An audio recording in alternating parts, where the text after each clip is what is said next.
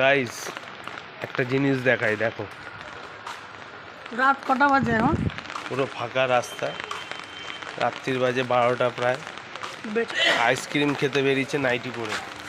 এই যে দেখো দেখো, এত অসভ্য। নাইটি পরে আইসক্রিম খেতে বেরিয়েছে রাত্রি 12টায়, যাতে কেউ না দেখতে পারে। নাইটি পরে বেরিয়েছে।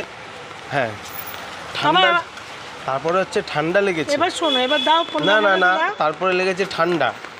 ঠান্ডা, বিশাল ঠান্ডা, খুব ঠান্ডা, ঠিক আছে। আমারও লেগেছে, গলা শুনে বুঝতে পারছো। আইসক্রিম খাচ্ছে বাবু, ঠান্ডা লেগেছে বাবু এদিকে। আমার আইসক্রিম খাচ্ছে। নলেন গুড় আবার। ছি রে ননি, ছি ছি ছি ছি রে ননি, বলতে ছি দাও রে আমাকে, ছি রে ছি। আমাকে বলতে দাও। আমি বলতে দাও এদিকে আইসক্রিমের পয়সা দিতে আমার দোকান বললো আমাদের কাছে এই আইসক্রিম নাও ছোট। এবার যে বললাম পয়সা দাও, বলছে ঠান্ডা লেগেছে। এবার যে আমি পয়সা দিয়ে দিয়েছি, বলছে এক চামচ দাও, খেতে খেতে আসতে হবে। এই যে পয়সা দেওয়ার মানে ঠান্ডা লেগেছে না? বৃষ্টি পড়েছে, ছাতা নিয়ে বেরিয়েছে রাত্রে 12টার সময় আইসক্রিম খাবে। এ জ্বালা, কি যে জ্বালা।